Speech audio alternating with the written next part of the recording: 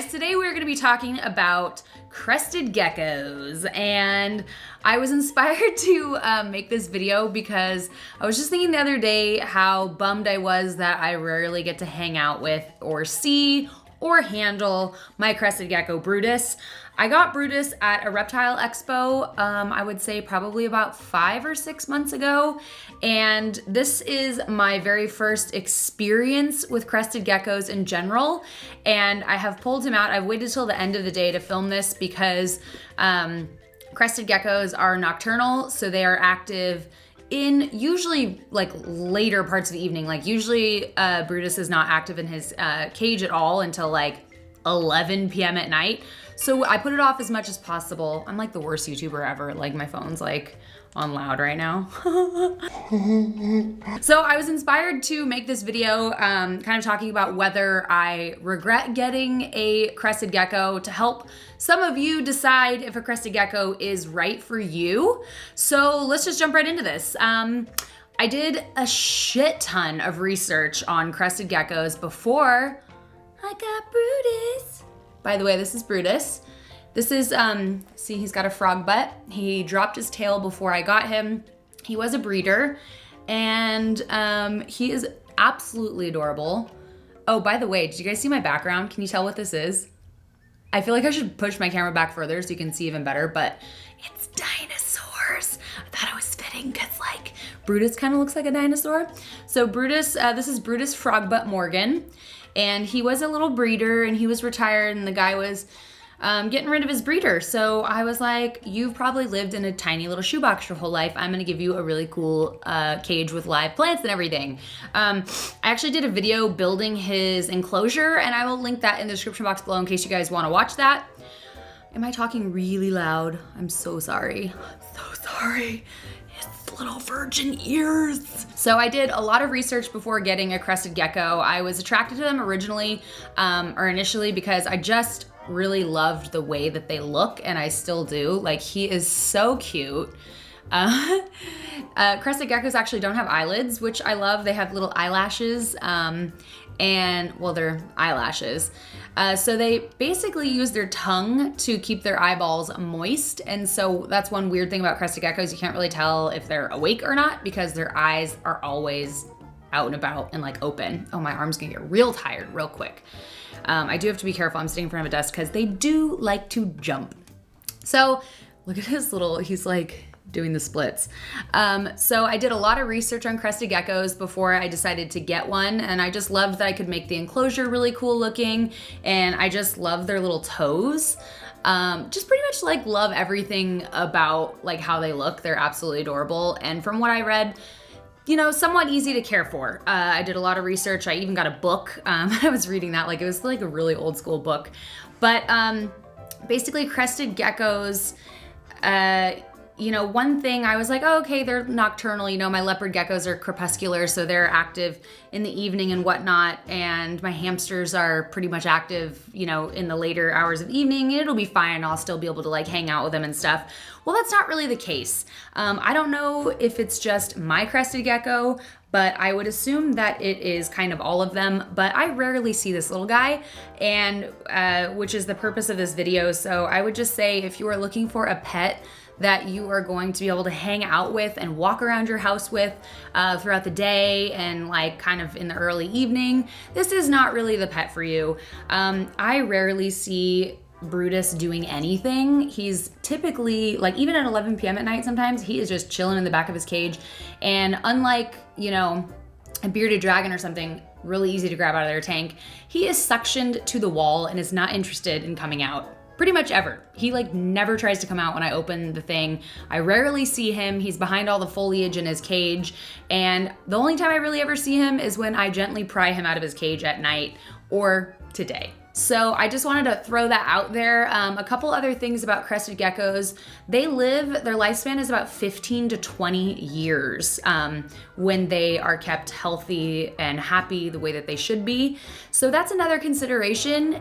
If you're not ready for, like, that's 20 years. Like, when this little guy passes, oh my gosh, I'm gonna be close to 50 years old. Like, that's great. Well, actually, no. Yeah, in my mid 40s, close to 50. So that is a giant commitment. So if you cannot keep one of these for that long, then don't get one. Get something that lasts like it's like food or something, like it expires, you know, when you're 45. Get one, you know, get an animal that's not gonna quite last you as long.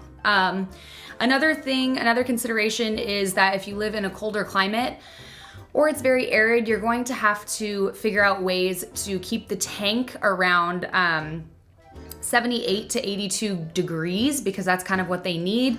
They also need between 50. Your little ears are just so cute. They also jump, so you have to be careful. They're like little frogs, so you can't just walk around your house with them on your shirt. It's not safe for them. What are you doing? Where are you going? They like to jump, so you have to be careful. They also like their tanks to be at a 50 to 70% humidity. 50% humidity is the bare minimum. So you wanna keep that in mind when you're choosing your substrate. And I spray him down in the morning and at night, so it is a little bit of work. And I would say for not a lot of payoff, if you're somebody who wants to handle your pet.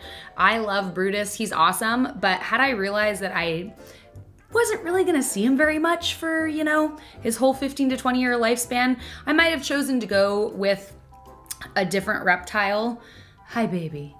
He's like the cutest and I don't regret getting him, but you know, now that I know your little personality and stuff, but had I known I was rarely gonna see him, like I don't see him eat really. I mean, sometimes I'll feed him, you know, they eat the Rapashi food, which is a super, super easy, quick mixture. You just add some water and the powder and you put it in there and they're good.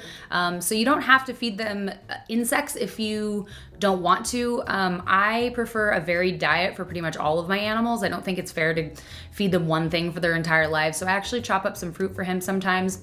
He also really loves mealworms, baby mealworms. I put some crickets in there. And so he has a good time with that. But what you doing? Are you trying to go down here? Because that's too far of a jump for you. You look very uncoordinated right now, okay? They also get about 4 to 4.5 inches, so they don't get too giant. You don't need a giant cage. I do believe that you need a larger cage than most websites say. I don't know which. I feel like I have either a medium or a large Exoterra tank with a screen lip. You're being very uncoordinated right now. What is going on? So he does lap up his food when I make dinner for him, and it's really cute, but usually I just put it in there and he eats it, and I can tell he's eating because I find poop in the cage.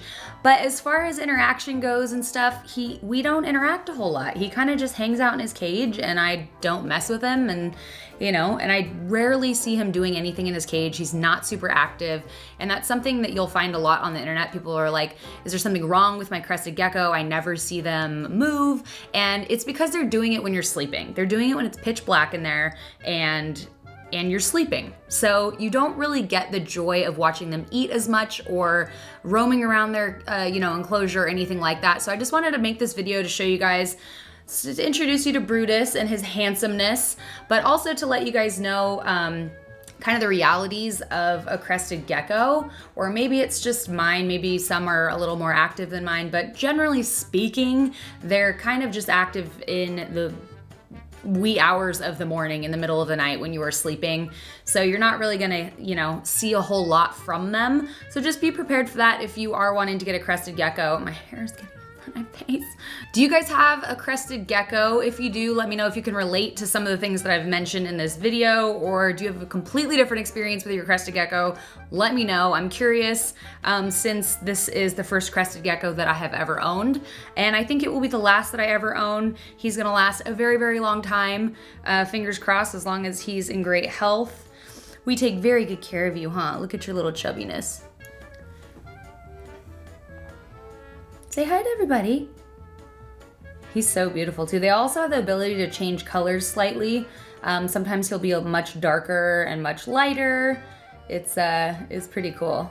I'm gonna go ahead and link some of the things that I think are must-haves when you have a Crested Gecko, as far as like feeding dishes, bowls, plants, etc. And I will link those in the description box.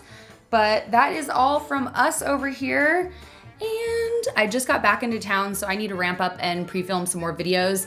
So you guys have some more stuff to watch on this channel. Thanks for subscribing, and we'll see you in the next video. Bye, guys. I just love your little toes, baby. I just love them. Go eat some mealworms? What do you think? Delicious.